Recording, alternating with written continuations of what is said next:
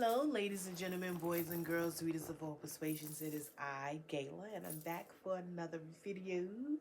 And today's video is about audiobooks, which I do a lot of.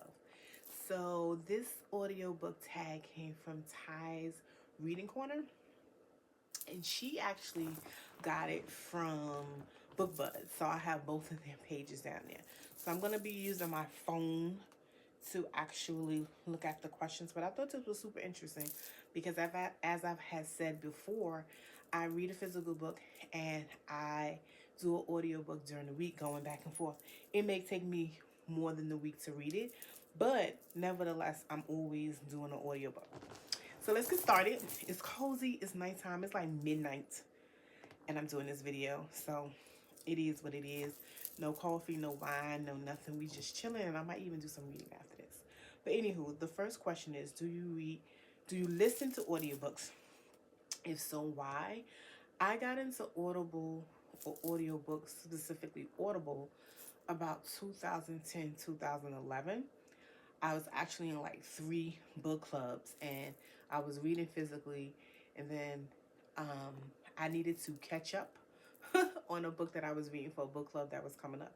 And someone asked me, did I ever do Audible? And I was like, oh, I never thought about that. So then I downloaded Audible, did like the free thing for whatever, and then I kept it. And it was like a breath of fresh air. It got me to get through like longer reads, but it just got me to reading more on the go, and I didn't have to have a physical book with me. So about 2010-11, I got into audiobooks simply because I needed to catch up on some reading for my book club, and it's been a joy ever since. Question 2 is, has your use of audiobooks changed over time? If so, how? If anything, I use it more. I always say I have a 9 to 5 and a 5 to 9. And also I'm always in my car, on the go, or road trip. So I actually use it more. What I've actually been doing this time around is I sped it up a little bit.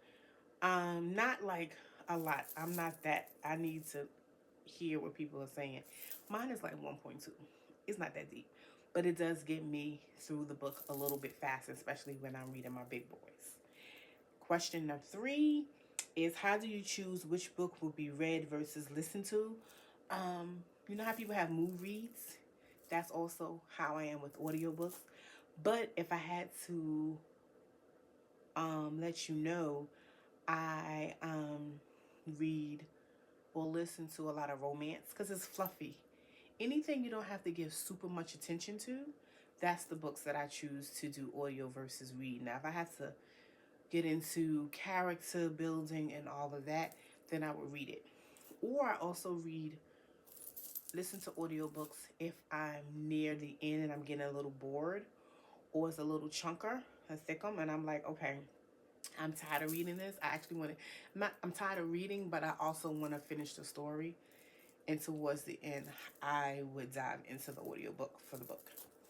Question 4, do you look into narrators before you listen or go in blind?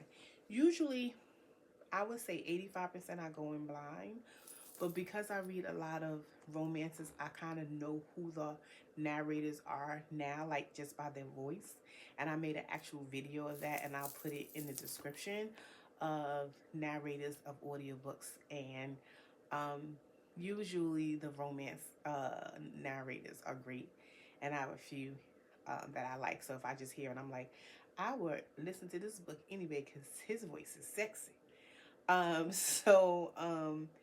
90% of the time, if I want to listen to the book, I go into it blind. Question 5, do you multitask while audiobooking? If so, what else do you do?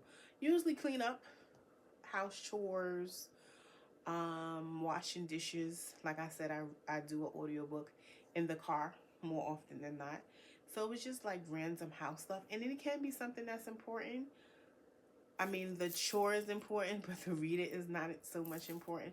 Or it's just that I'm super interested in the book and it really got me going. Like if I'm reading it, listening to it in the car, and then I get home and I'm like, I want to continue it, I will continue it as I go on with my evening because it's just that good.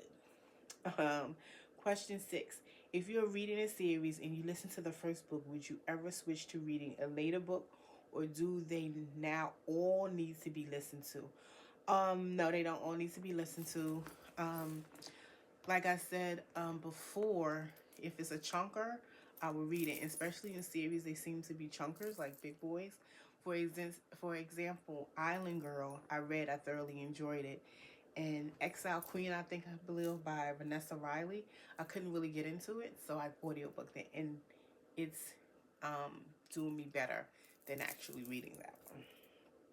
And then question 7 is, what percentage of the books you're consuming currently are audiobooks? Probably half, maybe a little bit more than half. It's just that my lifestyle right now is more indicative of having an audiobook. And so I probably will have way more audiobooks this year than I did last year. And I had a lot of audiobooks last year. I think I had more audiobooks than physical books. I'm even diving into doing audiobooks for the books that I want to read, because now I'm on Hoopla and Libby. So if the book is available, I will go tandem. I will read some at night, and then in the morning, audio book in the car. And then the last question is, what is the last question? Let me see. I have to actually go to Ty's page because I can't see it on my phone. The bonus question is, do you have a favorite narrator or favorite books that you enjoy in the audio book format? So I have favorite narrators: Daniel Thompson, Leslie Howard. They do a lot of Freedom and Fab books. That suspense, quickness, I like that. Wesley Siobhan and Jacoby Diem, I believe you pronounce his name. They do a lot of like Andrea House, Sherelle Green, Monica Walters, I believe. Yeah, so when I hear Jacoby's voice, I know his voice now. Even Wesley Siobhan, I know her voice now. And they work a lot together. They work a lot together when it comes to like Alexandria House and Christina C. Jones. They do a lot of her books, and I read a lot of their books. So I'm starting to know narrators. Like I said, I go in 90% blind, but I read 90% romances, so it's pretty much the same reader. I mean, the same narrators, and things of that nature. But no, I've enjoyed my audiobook journey. I know there's some discrepancies in real reading. If you're listening more than you're reading, are you really reading? Look, whatever you do to enjoy this part of your life, life is too stressful. Reading is my escape. I read a lot professionally, but as of late, I haven't because I'm just tired. And I'm very well versed in my career. Not saying I know everything. If I need to read some stuff, I will. But as of right now, I read to escape, and that's okay with me. And a lot of that is through audiobook. I don't have to think. Just pop it in and keep it moving. And I'm in my car a lot, and I enjoy reading. So I'm going to do that. So whatever your method of reading is, do it, because it's for you. Reading can be private, it can be shared publicly, it can be any of the things. As long as you're enjoying yourself and you're getting something out of it, do what you do. So audiobook probably at this point 65% of the time, which is pretty high, but I love it. It gets me through my books. So that's that. I won't prolong you anymore. Do all the things: like, comment, share, and just subscribe, and I will see you in the next video. Bye.